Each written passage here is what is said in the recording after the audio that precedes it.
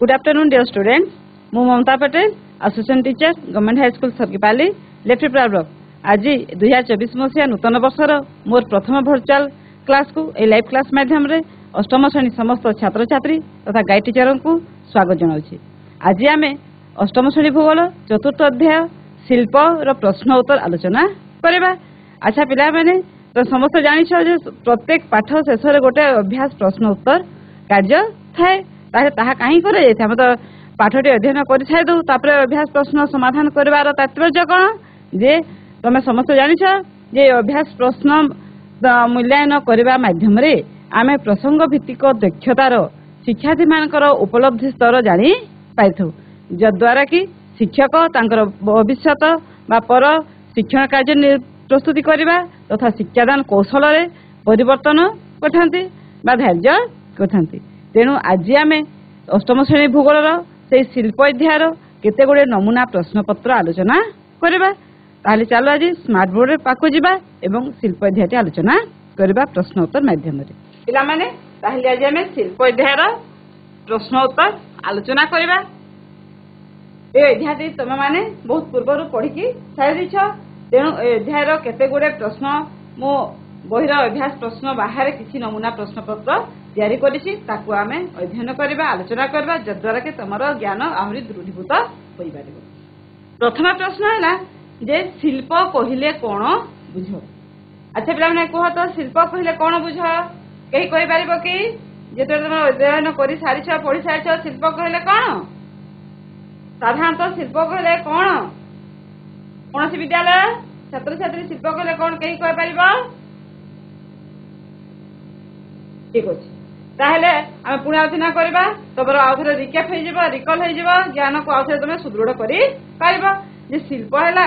ଯେଉଁ ଅର୍ଥନୈତିକ କାର୍ଯ୍ୟକଳାପ ଦ୍ୱାରା ନୂତନ ସାମଗ୍ରୀ ପ୍ରସ୍ତୁତ କରିବା ସହ ଖଣିଜ ଦ୍ରବ୍ୟ ଉତ୍ତୋଳନ ତଥା ସେବା ଯୋଗାଇ ଦିଆଯାଏ, ତାହାକୁ ଶିଳ୍ପ କୁହାଯାଏ। ତାହେଲେ ଆମର ଏଇ ଯେଉଁ ନୂତନ ଅର୍ଥନୈତିକ କାର୍ଯ୍ୟକଳାପ ଦ୍ୱାରା ନୂତନ ସାମଗ୍ରୀ ପ୍ରସ୍ତୁତ କରିବା ସହ ଖଣିଜ ଦ୍ରବ୍ୟ ଉତ୍ତୋଳନ କରିବା ତଥା ସେବା ଯୋଗାଇ ଦିଆଯାଏ, ତାହାକୁ ଶିଳ୍ପ କୁହାଯାଏ। ତେଣୁ ଶିଳ୍ପରେ କ'ଣ କ'ଣ କାମ ହୋଇଥାଏ? ନା ନୂତନ ସାମଗ୍ରୀ ପ୍ରସ୍ତୁତ ହୋଇଥାଏ, ଖଣିଜ ଦ୍ରବ୍ୟ ଉତ୍ତୋଳନ ହୋଇଥାଏ, ସେବା ଯୋଗାଇ ଦିଆଯାଇଥାଏ। ଆଚ୍ଛା, ଏସବୁର ଆବଶ୍ୟକତା ତାହେଲେ କାହିଁକି ପଡ଼ିଲା? ଯେ ଆମେ ସମସ୍ତେ ଜାଣିଛୁ, ତମେମାନେ ମଧ୍ୟ ଭଲ ଭାବରେ ଉପଲବ୍ଧି କରିଛ ଯେ ଆମର ମଣିଷ ନିଜର ଆବଶ୍ୟକତା ପୂରଣ କରିବା ପାଇଁ ବହୁତ ଗୁଡ଼ିଏ ସମ୍ବଳ ବା ପ୍ରାକୃତିକ ପରିବେଶ ଥିବା ସମ୍ବଳକୁ ବ୍ୟବହାର କରିଥାଏ। କିନ୍ତୁ ତାର ସମସ୍ତ ଆବଶ୍ୟକତା ପ୍ରାକୃତିକ ସମ୍ବଳକୁ ପ୍ରତ୍ୟକ୍ଷ ଭାବରେ ବା ସିଧାସଳଖ ଭାବରେ ବ୍ୟବହାର କରି ପୂରଣ ହୋଇପାରେ ନାହିଁ। ତେଣୁ ଯେଉଁ ଆବଶ୍ୟକତାକୁ ସେ ପ୍ରାକୃତିକ ପରିବେଶରୁ ସିଧାସଳଖ ପୂରଣ କରିପାରେ ନାହିଁ ବା ପ୍ରାକୃତିକ ପରିବେଶର ଆମର ବିଭିନ୍ନ ସମ୍ବଳକୁ ବ୍ୟବହାର କରି ସିଧାସଳଖ ପୂରଣ କରିପାରେ ନାହିଁ, ସେଥିପାଇଁ କ'ଣ କରେ ନା ବିଭିନ୍ନ ଉଦ୍ୟୋଗରେ ଆମର ସେହି ପ୍ରାକୃତିକ ସମ୍ବଳକୁ ବିନିଯୋଗ କରି ତା ମଧ୍ୟରୁ ନୂତନ ବ୍ୟବହାର ଉପଯୋଗୀ ଦ୍ରବ୍ୟ ପ୍ରସ୍ତୁତ କରେ। ତ ସେହି ନୂତନ ଆମର ବ୍ୟବହାର ଉପଯୋଗୀ ଦ୍ରବ୍ୟ ଯେଉଁଠି ପ୍ରସ୍ତୁତ ହୁଏ, ଯାହା ମାଧ୍ୟମରେ ପ୍ରସ୍ତୁତ ହୁଏ, ଯେଉଁ ପ୍ରଣାଳୀ ମାଧ୍ୟମରେ ପ୍ରସ୍ତୁତ ହୁଏ, ତାହାକୁ ଆମେ ଶିଳ୍ପ ବୋଲି କହିଥାଉ। ତାକୁ ଆଉ ଟିକେ ପ୍ରାଞ୍ଜଳ ଭାବରେ ବୁଝିବା। ଦେଖ, ଫଟୋ ମାଧ୍ୟମରେ, ଫଟୋକୁ ଦେଖ, ଏଠି ତମର କେତୋଟି ଫଟୋ ଦେଇଛି। ଏଠି କାହାର ଫଟୋ ଦେଇଛି କୁହ ତ? କାହା ଫଟୋ? ଯେ ପ୍ରାକୃତିକ ପରିବେଶରେ ମିଳୁଥିବା ଜଳ, ଜଙ୍ଗଲ, ଫଳ, ଫୁଲ, ବିଭିନ୍ନ ଜିନିଷ, ଏହାକୁ ବ୍ୟବହାର ଆମେ ସିଧାସଳଖ କରିପାରିବୁ। ପ୍ରତ୍ୟକ୍ଷ ଭାବରେ ଏଇ ଜିନିଷ ଗୁଡ଼ିକୁ ଆମେ ବ୍ୟବହାର କରି ଆମର ଆବଶ୍ୟକତା ପୂରଣ କରିଥାଉ। ତେଣୁ ଏଇ ଆମର ପ୍ରାକୃତିକ ପରିବେଶରେ ମିଳୁଥିବା ଫଳ, ଫୁଲ, ପନିପରିବା, ଆମର କେତେକ ଜଙ୍ଗଲଜାତ ଦ୍ରବ୍ୟ, ଜଳ, ଏସବୁ ଗୁଡ଼ିକୁ କୁହାଯାଇଥାଏ ପ୍ରାଥମିକ ଉତ୍ପାଦ। କ'ଣ କୁହାଯାଇଥାଏ? ପ୍ରାଥମିକ ଉତ୍ପାଦ। ଏହାକୁ ଆମେ ସିଧାସଳଖ ବ୍ୟବହାର କରିଥାଉ ଆମର ବିଭିନ୍ନ ଆବଶ୍ୟକତା ପୂରଣ କରିବା ପାଇଁ। କିନ୍ତୁ ପ୍ରତ୍ୟେକ ଆବଶ୍ୟକତା ଆମର ଏତିକି ଜିନିଷରୁ ପୂରଣ ହୋଇପାରେ ନାହିଁ। ଆମ ଦୈନନ୍ଦିନ ଜୀବନରେ ଆମକୁ ବହୁ ଗୋଟିଏ ସାମଗ୍ରୀ, ତମେ ନିଜେ ଚିନ୍ତା କର, ସମସ୍ତେ ଚିନ୍ତା କର, ତମେ ସକାଳେ ଉଠିବା ଠାରୁ ସନ୍ଧ୍ୟାରେ ଶୋଇବା ପର୍ଯ୍ୟନ୍ତ କେତେ ଜିନିଷ ଆମେ ବ୍ୟବହାର କରୁଛୁ। ତମର ଟୁଥବ୍ରଶରୁ ନେଇକି ଟୁଥପେଷ୍ଟରୁ ନେଇକି ରାତିରେ ଶୋଇବା ପର୍ଯ୍ୟନ୍ତ କେତେ ଜିନିଷ ତମେ ବ୍ୟବହାର କରୁଛ ଏବଂ ସେ ସବୁ ଆମେ କୋଉଠୁ ପାଉ? सीधा सलख आम बाड़ी बगीचार आम संग्रह कर आम कलकारखाना आनी दुकान बजार आनी तुम निजे चिंता कर केतेक सीधा सलख पाई परिवेश केतेक आमर तैयारी जिनिस व्यवहार कर तुम निजे समस्त चिंता कर तालिका कर तुम गोटे कम तेणु जो जिन आम सीधा सलख आवश्यकता पूरण कर पारानी कौन करागला जे प्रक्रियाकरण माने आमर किसी उद्योग माध्यम गोटे निर्दिष्ट स्थान केतेक प्रजुक्ति विद्या ज्ञान कौशल प्रयोग करिकी ताकू नूतन द्रव्य परिणत करागला कही था शिल्प जो करागला जहाँ मध्यम करागला जपरी उदाहरण स्वरूप आम देखा आम जो वस्त्र परिधान कर पोशाक परिधान कर डायरेक्ट पाई कि प्रत्यक्ष पाई कौन बाड़ी बगीचा थाए न थाए कौन कर प्रथम आम कपा संग्रह करवा कौटू कपा संग्रह कले चाष कार्य मध्यम से कपारू पुणी कौन है प्रक्रिया नेले गोटे कारखाना को जो सूता तैयारी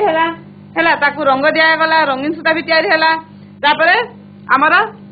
वस्त्र बयन शिल्प वस्त्र कपड़ा तैयारी से कपड़ा को आम टेलर बा दरजी काटिकी विभिन्न सेप्रे आम विभिन्न पोशाक पत्र तैयारी तेणु आमर कपा संग्रह ठारू आम परिधान कथा व्यवहार कथा वस्त्र पाइबा केते प्रकार काम कराई देख तेणु यही सब गोटे अर्थनैतिक कार्यकलाप बा जहाँ आम प्रक्रियाकरण बोली कही कपा संग्रह करवा अर्थनैतिक कार्यकलाप कले कौन अर्थनैतिक कार्यकलाप कले जो कार्य को आम पुंजी विनियोग कर अर्थ प्रदान कर तेणु यही सब कम अर्थ विनियोग करने को पड़ता है पुंजी विनियोग करने पुंजी कले टंका नुहे यही सब जिनिस संग्रह करिकी कारखाना को नेबा परिवहन जोगाजोग गमनागमन ए सब जिनिस निवेश कर पुंजी तेणु से सब व्यवहार कर विभिन्न प्रक्रियाकरण याम कपारू वस्त्र तैयारी करने केते प्रकार स्टेप आम जाऊँ देख कपा संग्रह है सूता तैयारी मेसीन जाकि कपड़ा तैयारी पुणी कटिंग कराला पुणी सिलाई करागला वस्त्र तैयारी तेणु यह गोटे शिल्प एवं विभिन्न प्रक्रियाकरण माध्यम कोयला ताले केवल कारखाना को शिल्प कहबा नहीं जब आम कोयला खनन शिल्प कोयला उत्पादन करुचु खणी जो जिन आम उत्तोलन कर खनिज द्रव्य पाई कम भी आम गोटे शिल्प पर्यटन शिल्प विभिन्न स्थान परिदर्शन करने जहाज पेतु जाइतु से बहुत गुड़े सेवा जोगाई दि जाए जेपरिक गोटे स्थान स्थान को जीवा जहाज परिवहन गमनागमन सूचना पाइबा जोगाजोग व्यवस्था सब रही यही सब आम शिल्पर अंतर्गत ताहले जो अर्थनैतिक कार्यकलाप द्वारा नूतन सामग्री प्रस्तुत करने सह खनिज द्रव्य उत्तोलन सेवा जोगाई दि जाए ताहाकू शिल्प कहुए तेणु आमर परिवहन जोगाजोग आदि सेवा को शिल्पर अंतर्भुक्त कर परिवहन जोगाजोग परिवहन जिनपतर निआना करवा जानवाहन माध्यम एवं गमनागमन निजे जहाज करवा जोगाजोग आमर दूर स्थान सहित जो माध्यम संपर्क रही टीवी रेडियो आमर वर्तमान फोन इंटरनेट इत्यादि माध्यम तेणु यही सब है गोटे गोटे शिल्प प्रथम प्रश्न बुझीगला शिल्प कहले कौन ताहले आम द्वितीय प्रश्न को जीवा यही शिल्प स्थापन द्वारा कौन होता है जो अंचल गोटे शिल्प स्थापन है तार आनुषंगिक शिल्प बहुत गुड़े स्थापित होता है आनुषंगिक से शिल्प बाहर उत्पाद को व्यवहार कर आहरी गुड़े शिल्प कलकारखाना से जगह स्थापन करा तेणु यही प्रक्रिया आमर विभिन्न प्रकार शिल्प संस्था स्थापन होता है तेणु बहुत गुड़े शिल्प संस्था स्थापन हो अर्थनैतिक विकास सेवा कार्य को शिल्पायन कही तेणु शिल्पायन कहले कौन जो बहु गुड़े शिल्प संस्था स्थापन करा जाई देशर अर्थनैतिक विकास रे सहायक होगा प्रक्रिया को शिल्पायन कही तेणु शिल्पायन देश को अर्थनैतिक क्षेत्र में किपरि समृद्ध करे तेणु शिल्पायन द्वारा देशर अर्थनैतिक क्षेत्र किपरि आम समृद्ध आर्थिक उन्नति किपरि होता है देशर आर्थिक उन्नति किपरि भाव में संभवपर होता है देखा आम जे शिल्पायन कले बहु गुड़े शिल्प संस्था स्थापित हो गला यह द्वारा आमर देशर अर्थनैतिक उन्नति किपरि है देख प्रथम शिल्प प्रतिष्ठा द्वारा लोकों को कर्म संस्थान मिलता है लोकों को कौन मिलता है कर्म संस्थान कहले रोजगार निजुक्ति चाकरी से काम करने सुजोग केवल चाकरी करवा आमर रोजगार नुहे मन कर गोटे शिल्प संस्था स्थापन है सेठी प्रत्येक भाव केतेक आमर कुशली श्रमिक बा ट्रेनिंग प्राप्त तालीम प्राप्त व्यक्ति चाकरी पाइबे रोजगार पाइबे सेठी रही लोक मान खाद्य पेय इत्यादि पनीपरिया जोगाइबा शिल्प बाहर आमर विभिन्न पनीपरिया दुकान राशन दुकान आमर जलखिया दुकान से गुड़ाक बसाब से रोजगार पाइले तेणु गोटे शिल्प संस्था स्थापन होगा द्वारा बहु गुड़े आमर कर्म जोगाण कर्म संस्थान सुजोग मिली थाए एवं बहु प्रकार रोजगार कर सुजोग मिली थाए पंथा मिली थाए तेणु कर्म संस्थान मिली थाए शिल्प प्रतिष्ठा द्वारा कौन है कर्म संस्थान मिलला रोजगार मिलला टंका रोजगार कर आमर साधन मिलला तापर यह द्वारा व्यवसाय वाणिज्य कर वाणिज्य कारबार आमर व्यवसाय वाणिज्य कारबार वृद्धि पाइबा संगे संगे देशर आय बढ़े तो यह निश्चित कथा जिते शिल्पायन है लोके रोजगार कले एवं जिनिस उत्पादन है शिल्पायन अर्थ कौन बहुत गुड़े शिल्प गढ़ी उठा मोटामोटी भाव बुझा गले शिल्पायन है बहु गुड़े बहु प्रकार शिल्प गढ़ी उठा जी अधिक शिल्प गढ़ी उठा से अधिक लोक रोजगार पाइबे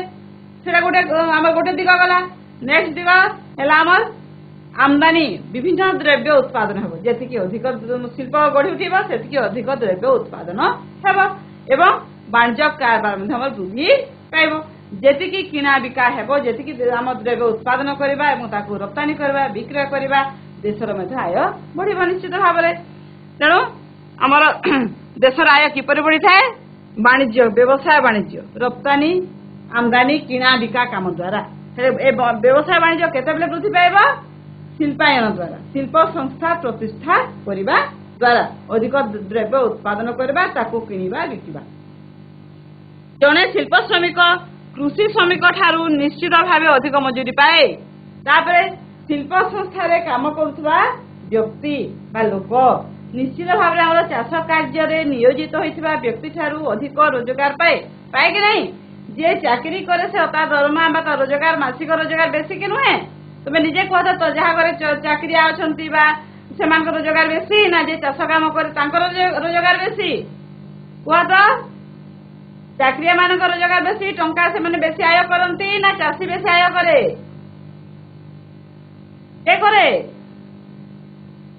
निश्चित भाव आमर शिल्प श्रमिक माने शिल्प संस्था काम करुवा लोक बेसी आय करे कहाठारू कृषि श्रमिक ठारू यार आयटा बेसी तेणु आय बढ़ीगला माने अधिक मजूरी पाइब आय बढ़िला जड़े अधिक मजूरी पाइला अर्थात मुंड पिछा आय बढ़ीगला जी अधिक लोक आम शिल्प नियोजित हेबे से अनुसार देशर मुंड पिछा आय वृद्धि पाइब एवं देशर अर्थनैतिक उन्नति साधन हेब तेणु द्रुत शिल्पायन देशर लोकों मुंड पिछा आय वृद्धि करने सह देश को अर्थनैतिक क्षेत्र में समृद्ध करे तेणुक द्रुत शिल्पायन माने देश में द्रुत गति शिल्प प्रतिष्ठा होई चलो नूतन शिल्प मान प्रतिष्ठा होई चलो ताहले कौन है देश में रोजगारक्षम व्यक्ति संख्या बढ़ लोके जीविका पाइबे एवं रोजगार बेसी करेंगे निज निजर मुंड पिछा आय बढ़ी बढ़ी जीव एवं निजर मुंड पिछा आय बढ़ा संगे संगे देशर आय बढ़ शिल्पायन देश को अर्थनैतिक क्षेत्र में किपर समृद्ध करे शिल्पायन द्वारा ए लोक रोजगार पाई रोजगार पाइबा द्वारा कौन होता अर्थनैतिक विकास थे मुंड पिछा आय बढ़ी थाए रोजगार पाई कर्म संस्थान रोजगार पाइबा द्वारा मुंड पिछा आय बढ़ी थाए या द्वारा कौन था मुंड पिछा आय बढ़ी थाए एवं देश अर्थनैतिक विकास आर्थिक उन्नति रोजगार मुंड पिछा आय वृद्धि देशर आर्थिक स्थिति वृद्धि 3 नंबर क्वेश्चन शिल्प संस्था मानक दुर्घटना को ह्रास करने की पदक्षेप नेबा आवश्यक अच्छा शिल्प तो गढ़ी उठा बहुत गुड़े किंतु कौन होता है विभिन्न समय शिल्प संस्थार विभिन्न प्रकार दुर्घटना मान घटी थे बड़ धरण दुर्घटना घटी थे कहीं घटी थे ना साधारणतः शिल्प संस्था दुर्घटना कहले जे शिल्प माने कारखाना माने बहुत गुड़े प्रजुक्ति विद्या कौशल टेक्निक व्यवहार होते मेसीन पत्र जंत्रपातिर व्यवहार करा तेणु बेले बेले से जंत्रपाति प्रजुक्ति विद्यार विफलता कौन सी फेल होगा इलेक्ट्रिक सामग्री अच्छी कौन सी सर्ट सर्किट होगा किसी भी है से कौन से कारण कौन सी टेक्नोलोजी टेक्निक यदि विफल होगा फेल होगा से कार्य करने बड़ दुर्घटना घटी थे कि विभिन्न प्रकार शिल्प कलकारखाना कौन था मारात्मक द्रव्य गुड़िकर व्यवहार कराई तेणु बेले बेले कौन हुए से मारात्मक द्रव्यर व्यवहार किसी आमर असुविधा होगला आम दुर्घटना घटी थाए आम सतर्कतार सहित व्यवहार न कले व्यवहार समय असावधानता जो बड़ बड़ दुर्घटना घटी थाए जेपरी आमर भोपाल गैस दुर्घटना घटी जहाद्वारा कि शह शह श्रमिकर मृत्युवरण करते से अंचल तेणु से कौन करवा कि पदक्षेप नेबा जहाद्वारा कि दुर्घटना को तो बंद कर पारानी से ह्रास कर तार हार को कमेवा देख जे शिल्पांचल गुड़ी को घन जनबसतिपूर्ण अंचल ठारू दूर रे स्थापन करवा घन जनबसती अंचल माने जोठी कि लोक भी गाँ सहर रही गाँ सहर मझिरे शिल्प कलकारखाना स्थापन करवा नहीं ताकू टिके जनबसती ठारू दूर रे स्थापन करवा कलकारखाना निकट में बसवास करथुवा लोकों को शिल्प रे व्यवहृत तथा उत्पादित विषाक्त पदार्थर संरक्षण तथा दुर्घटना घटिले यार संभाव्य प्रभाव संबंध में सचेतन करवा लोकों को जणाइबा जे सेही शिल्प रे जो शिल्प जो अंचल रही से स्थानीय लोकों को आम सचेतन करवा तांको अवगत करवा जणाइबा जे एई शिल्प रे एई सब आमर मारात्मक जिनिस में व्यवहार होछि तेणु हुए तो केबे आमर दुर्घटना घटी पारे तेणु दुर्घटना घटिले तार संरक्षण बा तार दुर्घटना घटिले तार कौन प्रभाव पड़िबो से संबंध में पूर्व सचेतन करदेबा जहाद्वारा कौन हम लोके सचेत थे जदि दुर्घटना घटीगला ताठू किपरि से निजको बंचाइबे तार व्यवस्था करने सुजोग पाइबे अग्नि सतर्कता तथा अग्नि निर्वापन व्यवस्था रे उन्नतीकरण आवश्यक अग्नि सतर्कता निया लगे भय बेसी रही है तेणु अग्नि सतर्कता तथा अग्नि निर्वापन व्यवस्था रे उन्नतीकरण जे आमर बर्तमान देख तुम निजे तुम समस्त विद्यालय मानक अग्नि निर्वापक यंत्र से लाल सिलिंडर टी रही ना नहीं कहीं विद्यालय मानक देला यही अग्नि जनित दुर्घटना आमर को दूरे देवाई बचापी आमको समस्त सप्लाई कर ठीक से भली आमर शिल्प संस्था मानक तार व्यवस्था उन्नतीकरण आवश्यक जे निया लगिला माने आमर सांगे सांगे यही व्यवस्था रहा कथा सांगे सांगे निया लिहार व्यवस्था से कथा विषाक्त पदार्थ गुड़िकर भंडार सीमित होगा आवश्यक जब शिल्प संस्था व्यवहृत विषाक्त पदार्थ जेते कम सीमित करदेवा बहुल भाव व्यवहार करवा नहीं विषाक्त पदार्थ व्यवहार को सीमित करवा कम करके रखिबा जतिकी संभव ताको आमे कम करवा से भली शिल्पानुष्ठान मानक हठात प्रदूषण हेले संगे संगे तार अपसारण व्यवस्था उन्नतीकरण आवश्यक तेणु जदि हठात प्रदूषण किसी कौन सी कारण हठात आमर शिल्प संस्था हठात प्रदूषण होगला ताले ताको सांगे सांगे तार अपसारण कर बंद कर कमेवा व्यवस्था रहा उचित आमर शिल्प कलकारखाना मानक ही रहा उचित जिते स्थापन करवा सही समय से व्यवस्था को सुदृढ़ीकरण कर तेणु यही सब जो पदक्षेप ग्रहण करवा यही सब नीति नियम मानिक चलवा यही सब व्यवस्था करवा ताहले कौन हम जे आमर शिल्प संस्था मानक घटुवा दुर्घटना को आम किसी परिमाण निश्चित भाव में ह्रास कर कमे पार। नेक्स्ट क्वेश्चन हमारा केउ शिल्प को आधुनिक शिल्पर मेरुदंड कहुए और कहीं मेरुदंड कहुए कहीं मेरुदंड कहुए आमर विभिन्न प्रकार शिल्प संस्था रही शिल्प अध्ययन कर समस्ते पढ़ीच विभिन्न प्रकार शिल्प रही विभिन्न प्रकार भाग कर आमर खनिज शिल्प आमर कृषि भित्तिक शिल्प समुद्र भित्तिक शिल्प विभिन्न प्रकार शिल्प रही आमर मुख्य शिल्प गुड़िक है लौह इस्पात शिल्प बयन शिल्प सूचना प्रजुक्ति विद्या एगुड़ आम मुख्य शिल्प भाव में अध्ययन कर सारी ये पाठ पढ़ा समय तेणु जी शिल्प जी प्रकार शिल्प तुम अध्ययन कल ता मध्यरु केउ शिल्प को आधुनिक शिल्पर मेरुदंड कहुए कह तो कौन विद्यालय कह केउ शिल्प को आधुनिक शिल्पर मेरुदंड बोली कह जाए साधारणतः लौह इस्पात शिल्प को लौह इस्पात शिल्प को आधुनिक शिल्प जगतर मेरुदंड कह कहीं मेरुदंड कहगला जे लौह इस्पात शिल्प लगे मुख्य शिल्प आम व्यवहार कर प्राय कहीं मेरुदंड कह देख जे लौह इस्पात शिल्प एभली गोटे शिल्प जे लौह इस्पात शिल्प बाहर लुहा बा इस्पात को विभिन्न शिल्प कंचामा रूपे व्यवहार करी बहु गुड़े शिल्प अनुष्ठान गढ़ी उठी थाए तेणु लौह इस्पात गोटे शिल्प तार उत्पादन होता द्रव्य को व्यवहार करी आहरी बहु गुड़े शिल्प संस्था गढ़ी उठी थाए तेणुक आमर आधुनिक शिल्पर मेरुदंड बोली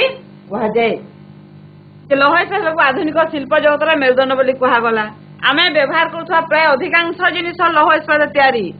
आम जहाँ व्यवहार करूँ आम दैनंदिन जीवन देख परिवेश देख जे आम व्यवहार करुवा जिनिस मध्य अधिकांश जिनिस लौह इस्पात ही तैयारी होता जब जल जहाज बस ट्रक आम जानवाहन जंत्रपाति टीवी रेडियो जहाँ तुम देखुच एवं छुंची सेफ्टी पिन छोट छुंची सेफ्टी पिन ठार नहीं आमर महाकाशयान पर्यंत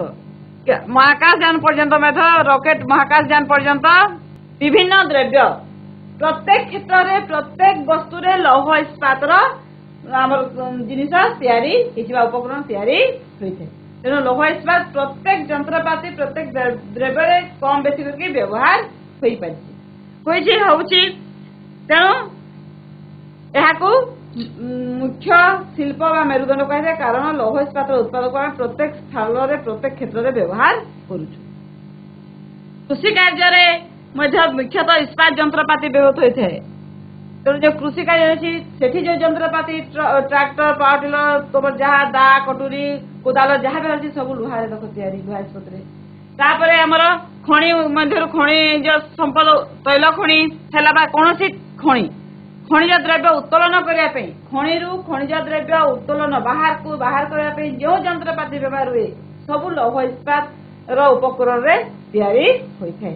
तेणु यही भाव में प्रत्येक क्षेत्र में प्रत्येक शिल्प प्रत्येक क्षेत्र में परिवहन ठारू गमनागमन जोगाजोग सेवा इत्यादि प्रत्येक कार्य प्रत्येक जिनिस लौह इस्पात व्यवहार हो आधुनिक शिल्पर मेरुदंड देखा आम भारतर बेंगालुरु सहर सूचना प्रजुक्ति विद्या क्षेत्र में प्रगति करिवार कारण कौन जे भारतर बेंगालुरु सहर कर्नाटक बेंगालुरु सहर रही जहाँकि सूचना प्रजुक्ति विद्या इनफॉरमेशन टेक्नोलॉजी आम जोगाजोग जहाँ को व्यवहार कर TV radio telephone internet online कारबार जहाँ कर सूचना एवं प्रजुक्ति विद्या ए बहुत प्रगति कर उन्नति आसी भारतर बेंगालुरु ए सर्वश्रेष्ठ तेणु कहीं यार कारण जे बेंगालुरु ठारे सर्वाधिक शिक्षानुष्ठान यही सूचना प्रजुक्ति विद्या दान करुवा शिक्षानुष्ठान रही मैंने आम इनफॉरमेशन टेक्नोलॉजी जो ज्ञान दरकार से ज्ञान दान करुवा शिक्षानुष्ठान स्कूल कॉलेज से बहुत परिमाण रही सहित यही सहर उपयुक्त योग्यता संपन्न कर्म कुशली मानव संबल विपुल मात्रा उपलब्ध जे यही सहर बेंगालुरु सहर उपयुक्त शिक्षित व्यक्ति कर्मकुशली तालीम प्राप्त व्यक्ति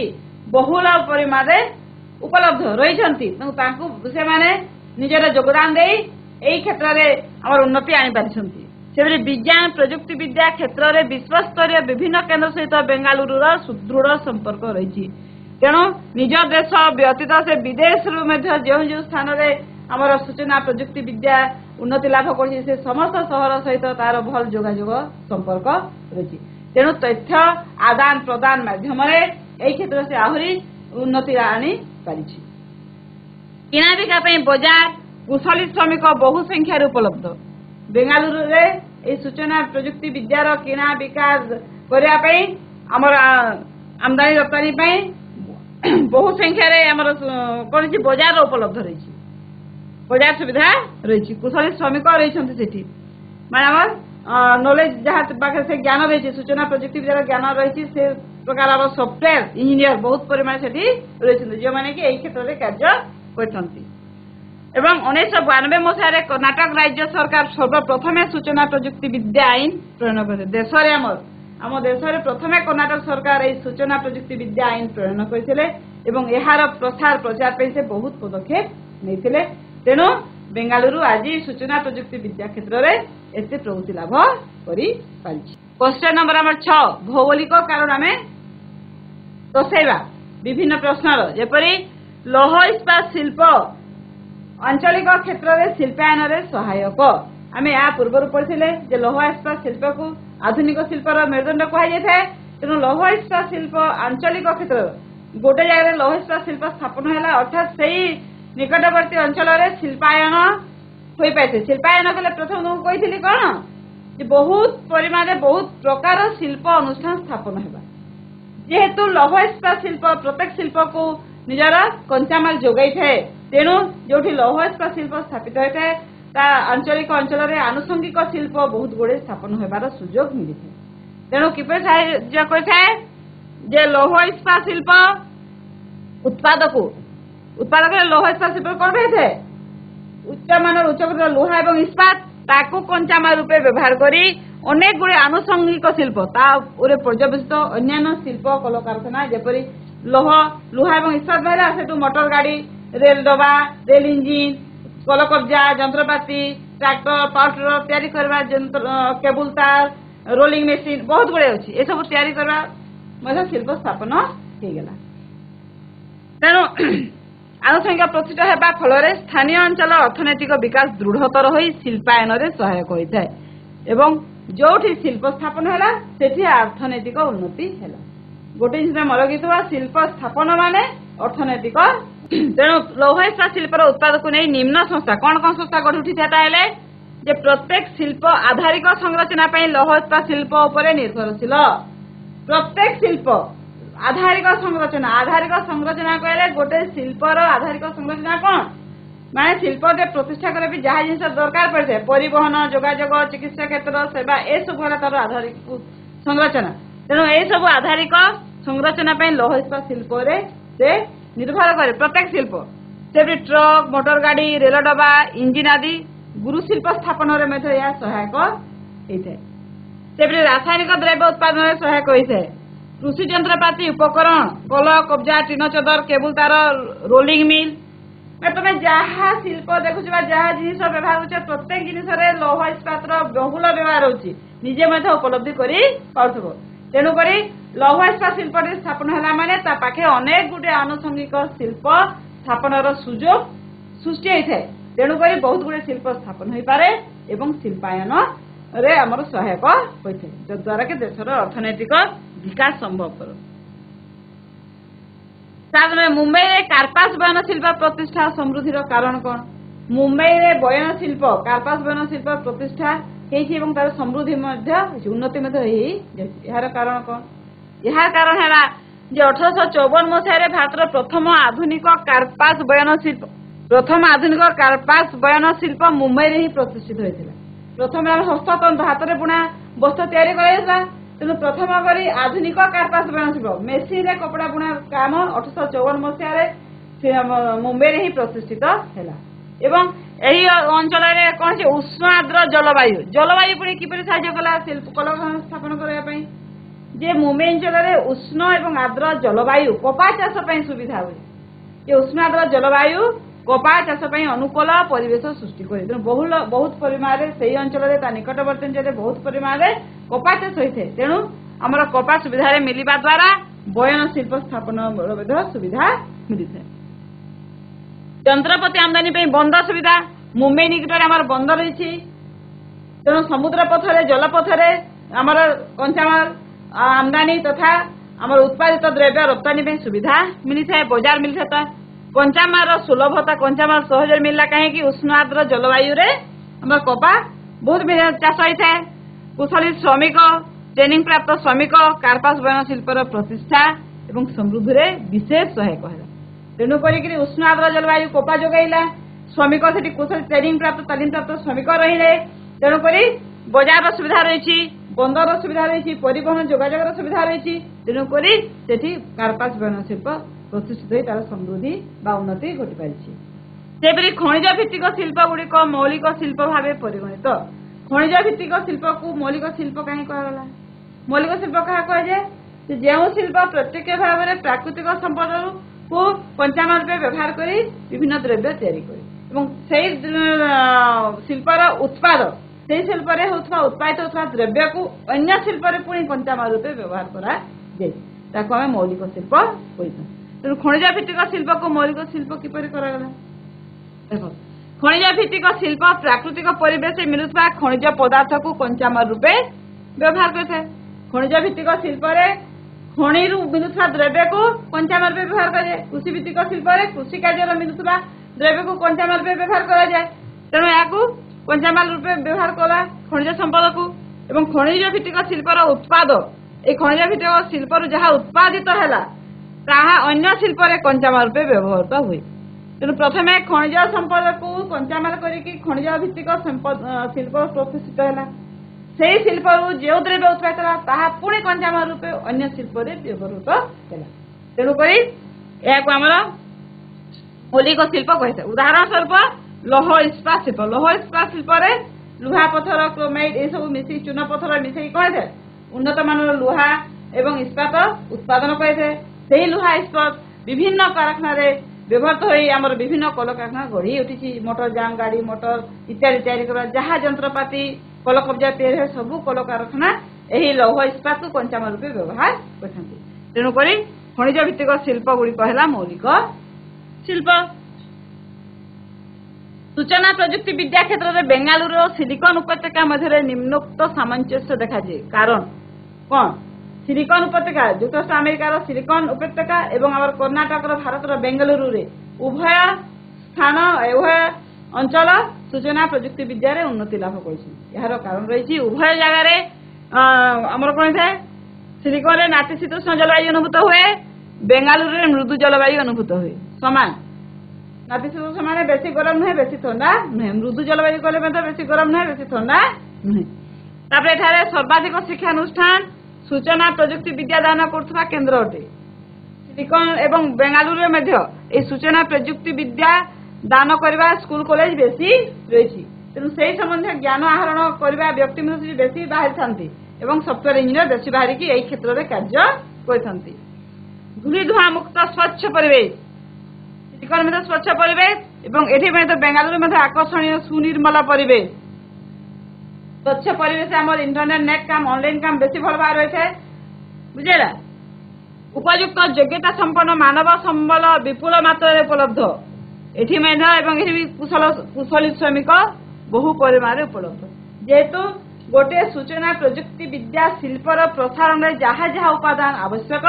से सबू सिलिकन एवं बेंगालुरु रे उपलब्ध होउथबारु उभय स्थान समान प्रकार सब उपादान मिलुथबारु उभय क्षेत्र आज विश्व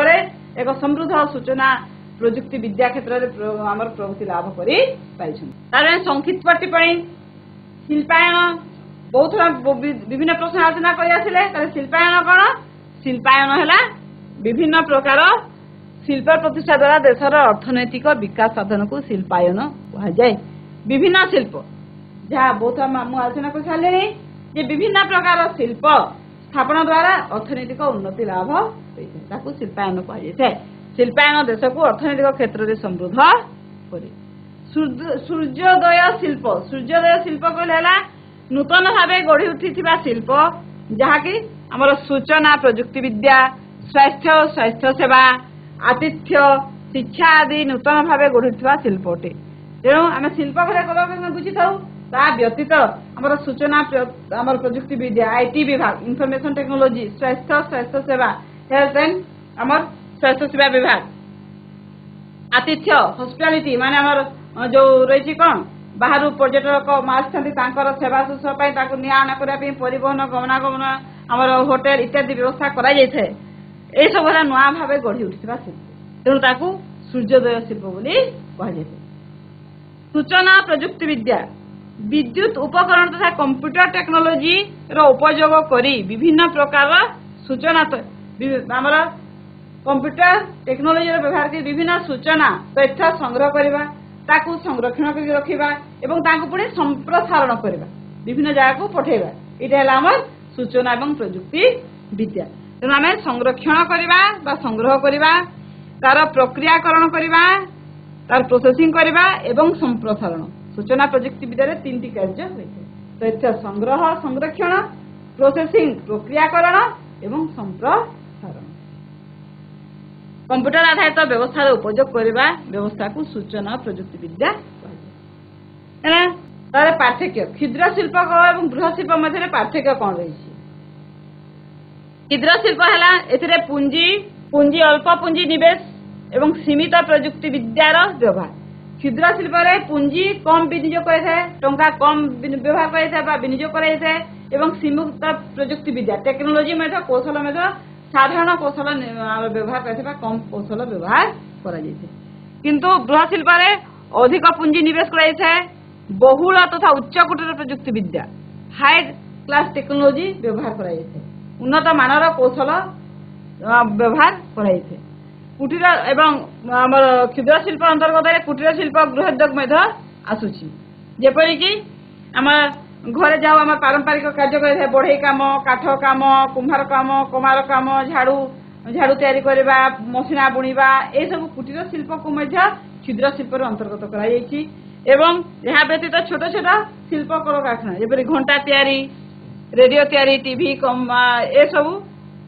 आमर हूँ खाद्य प्रक्रियाकरण आमर कौन कुकीज बिस्कुट पारुटी तैयारी करवा ये सब जिन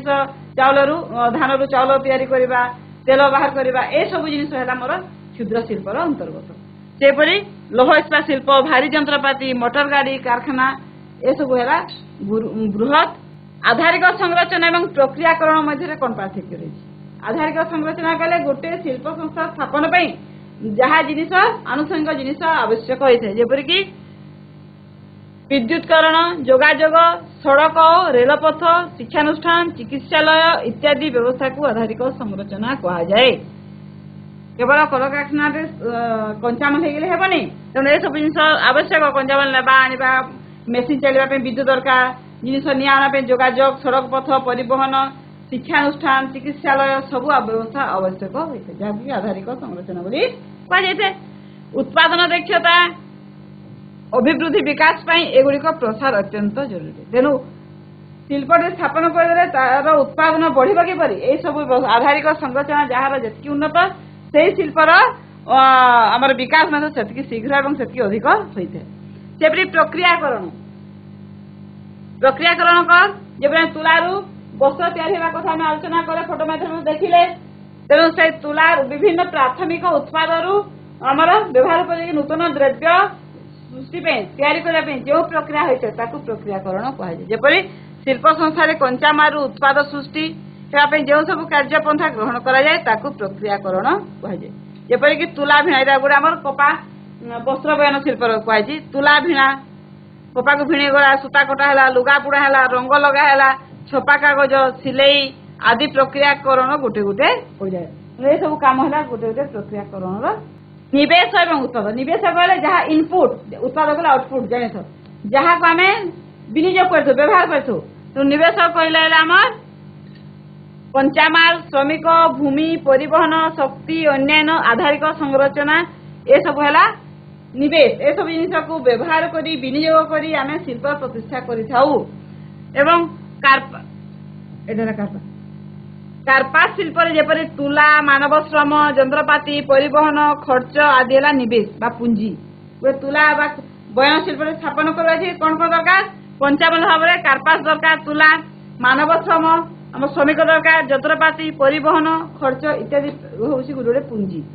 सेपरी उत्पाद कहले आमर कंचामाल व्यवहार के जो व्यवहार उपयोगी नूतन द्रव्य उत्पादन करूँ तेणु शिल्प संस्थार सर्वशेष शेष बाहर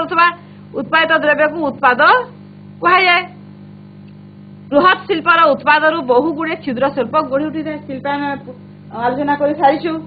आम लौह इस्पात शिल्पर आहरी बहुत गुड़े शिल्प तार निकटवर्ती अंचल गढ़ी उठी है। मौलिक शिल्पर उत्पाद को नहीं बहु शिल्प गढ़ी उठी है तेणु मौलिक शिल्प जपरी खनिज भित्तिक शिल्प आम लौह इस्पात शिल्प को नहीं बहु शिल्प गढ़ी उठी है। लौह इस्पात शिल्पर लुहा को व्यवहार करी गाड़ी मोटर रेल डबा जल जहाज इत्यादि कारखाना गढ़ी उठी है तेणु उत्पाद कले शेष उत्पादन जहाँ पाई उत्पाद ताकू व्यवहार कर आहरी कल कारखाना गढ़ी उठी है। संक्षेप उत्तर लेख जे कंचामाल आधारित चैट शिल्पर नामर उदाहरण लेख कंचामाल आम कंचामाल को व्यवहार करी कौन कौन शिल्प कंचामाल व्यवहार दृष्टि गोटे कृषि भित्तिक कृषि द्रव्य को कंचामाल व्यवहार करी कृषि भित्तिक शिल्प खनिज द्रव्य को व्यवहार करी खनिज भित्तिक शिल्प जंगलजात द्रव्य को व्यवहार करी जंगल भित्तिक शिल्प एवं समुद्र भित्तिक शिल्प को व्यवहार करी समुद्र भित्तिक शिल्प जेपरी सामुद्रिक खाद्य उद्योग माछ तेल सामुद्रिक शिल्प जंगल भित्तिक कागज शिल्प औषध प्रस्तुतकारी गृह और आसबाब पत्र इत्यादि खनिज भित्तिक लौह इस्पात शिल्प भारी जंत्रपाति कार्पास बयान शिल्प कृषि भित्तिक कार्पास बयान तेल उत्पादन खाद्य प्रक्रियाकरण चमड़ा शिल्प इत्यादि ये मुख्य कंचामाल दृष्टि या 4 भाग विभक्त कर भारत 4टी शिल्पांचल भारत शिल्पांचल जोटी कि शिल्पायन अर्थनैतिक विकास होची मुख्य शिल्पायन शिल्पांचल गुड़िक है मुख्य 4टी मुंबई पुणे अंचल बेंगालुरु तमिलनाडु अंचल हुगुली अंचल अहमदाबाद भदोदरा अहमदाबाद भदोदरा अंचल मुख्य 4टी शिल्पांचल भारत तापर शिल्प प्रतिष्ठा दायी मुख्य कारक गोटे शिल्प प्रतिष्ठा करने शिल्पटे गढ़ा कौन दरकार पड़े मुख्य आवश्यक जिनिस है कंचामाल जमी जल श्रमिक शक्ति शक्ति पुंजी परिवहन एवं बजार ये सब जिनिस हेले आमे शिल्प प्रतिष्ठा करि वर्तमान देखा संक्षिप्त उत्तर अति संक्षिप्त वस्तुनिष्ठ उत्तर प्रश्न उत्तर किपर करवा ठीक उक्तिर डाहाण पटे राइट चिन्ह और भूल उक्तिर डाहाण पटे आमे भूल चिन्ह काठमंडलू कागज उत्पादन प्राथमिक उत्पाद अटे ठीक कि भूल कह तो काठमंडलू कागज उत्पादन करवा ठीक ना भूल मदन मोहन भूल भूल भूल राइट आंसर काठमंडलू कागज उत्पादन करवा प्राथमिक उत्पाद नुहे औषध प्रस्तुतिकारी शिल्प जंगल भित्तिक शिल्पर उदाहरण औषध तैयारी करवा शिल्प जंगल शिल्प ठीक ठीक वेरी गुड राइट आंसर ठीक आंसर अच्छा तुला भिणा सूता कटा प्रक्रियाकरण एक पर्याय ठीक है बा ठीक है good right answer very good Jamshedpur बयन शिल्प प्रसिद्ध भूल भूल हाँ कौ अंचल बयन शिल्प प्रसिद्ध ताले भारत एरा भूल राइट आंसर जामशेदपुर कौथि प्रसिद्ध जामशेदपुर टाटा लौह इस्पात कारखाना ठीक उत्तर बाछी शून्य स्थान पूरण कर नूतन भाव गढ़ी उठी शिल्प को डैश कह जाए आधुनिक शिल्प मौलिक शिल्प सूर्योदय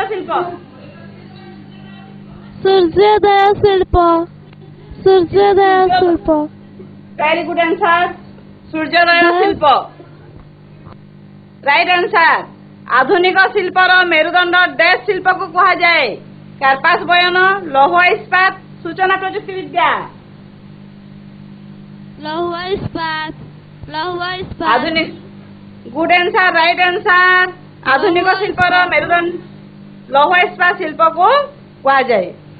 भारतर सर्वपुरातन लौह इस्पात शिल्प डैश ठारे अवस्थित पीटर्सबर्ग जामशेदपुर टाटा लौह इस्पात नहीं जामशेदपुर राइट आंसर जापान रा मैनचेस्टर देश को कहा जाए ओसाका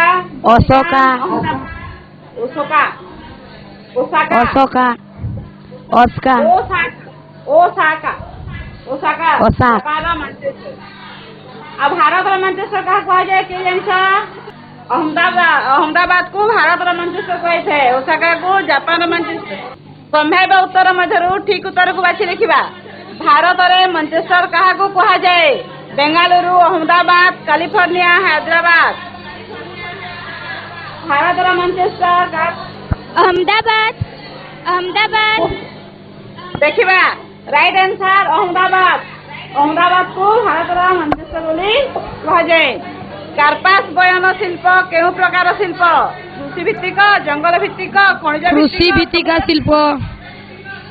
जेहेतु कृषि भित्तिक शिल्प राइट आंसर कृषि भित्तिक शिल्प भोपाल गैस दुर्घटना केबे होइथिला 1945 अगस्त 3 1854 September 3, 1984 December 3,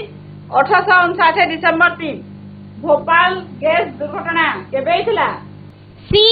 1854 September 3, 1854 September 3 हितला। 1984 December 3 तारिख रे हितला। केउ शिल्पर सर्वशेष उत्पाद अन्य शिल्प पई कंजाम रूपे व्यवहृत हुए? केउ शिल्पर उत्पाद अन्य शिल्प रे कंजाम रूपे व्यवहृत हुए? मौलिक मौलिक right answer. Very good very good very good. केउट एक प्राकृतिक तंतु? नाइलॉन, झोट, टेरिलिन, रेयन। झोट छोट है गुड आंसर राइट आंसर। प्रत्येक रु दुईटे लेखा उदाहरण देव। कार्पास बयन शिल्प पई व्यवहृत दुईटी कंजामाल कंचामाल दुईटी जे कुछ दुईटी कंजामाल कौन? कपा और झोट कपा और झोट राइट। आहरी एटा बहुत गुड़े हो पार। तुला लुहा पथर उत्पाद दुईटी उत्पादर उदाहरण उत्पादर दुईटी उदाहरण मानव धर्म एवं जंत्रपाति। मानव धर्म एवं जंत्रपात। मानव धर्म एवं जंत्रपात। मानव धर्म को आम कौटी बाहर करें केन कारखाना तैयारी करमा? मानव धर्म जंत्रपात हो पारे जंत्रपाति हो पारे। आमर इस्पात है पोशाक है जंत्रपाति हम। समवाय संस्था दुईटीर नाम समवाय संस्था दुईटी? अमूल दूध एवं संबलपुरी वस्त्र। हाँ अमूल दुग्ध उत्पादनकारी संस्था, संबलपुरी वस्त्र बयन संस्था। कुटीर शिल्पर दुईटी उदाहरण क्या? कुटीर शिल्प कहवा दुईटी उदाहरण? बाउंस काम बाउंसर कौन तैयारी करे? बाउंसर प्रस्तुत द्रव्य। आ कुटीर शिल्प कागज आम कुटीर शिल्प कि कागज गृह शिल्प हस्तशिल्प माटी हांडी तैयारी करबा बाउंसर जिनस तैयारी करबा इत्यादि। सेवा क्षेत्र दुईटा सेवा क्षेत्र परिवहन एवं जोगाजोग। क स्तंभर नाम सह ख स्तंभर स्थान को आम गार टाणी जोड़ा। ओडिशा केते गुड़े राज्यर नाम देते केते गुड़े आमर लोह इस्पातकारी लोह इस्पात शिल्पर नाम अच्छी। ओडिशा राउरकेला हाँ राउरकेला। Jharkhand Bokaro steel city Bokaro. छत्तीसगढ़ भिलाई। पश्चिम बंग दुर्गापुर। महाराष्ट्र पश्चिम बंग दुर्गापुर। महाराष्ट्र है चंद्रपुर। ये सब है कौन? यही राज्य गुड़िकर लौह इस्पात शिल्प और शिल्प अंचल है। शिल्प अध्याय बहुत गुड़े नमूना प्रश्न आम आलोचना कले निश्चित भाव यह तुम ज्ञान को दृढ़ीभूत कर शिल्प अध्याय आहरी विभिन्न ज्ञान दृढ़ीभूत हो तुमको आहरी परीक्षा प्रस्तुत भाव साहाय्य कर निश्चित भाव। तुम्हें गोटे गृह कार्य दिगला तुम्हें गृह कार्य नहीं सार तुम्हें घरे व्यवहार करुवा द्रव्य मध्य केउ द्रव्य सब कुटीर शिल्प क्षुद्र शिल्प गृह शिल्प एवं उत्पाद चार लेखा उदाहरण चार लेखा आम द्रव्य तालिका कर। तुम्हें घरे जहाँ व्यवहार कर जिन कुटीर शिल्प पाच जमी झाड़ू कुला कुटीर शिल्प पाइगल। क्षुद्र शिल्प कौन मिलला? रेडियो टीवी भाई छोट छोट जिन। गृह शिल्पर उत्पाद कौटा ये तालिका कर तुम विद्यालय शिक्षक शिक्षयित्री को ताहा देखब। ठीक अच्छे ये शिल्पर प्रश्नोत्तर कार्यक्रम आज शेष करवा भावुँ या तुमको निश्चित भाव में तुम ज्ञान को आहरी वृद्धि कर समस्ते खुशी रुह सुख रुह। धन्यवाद।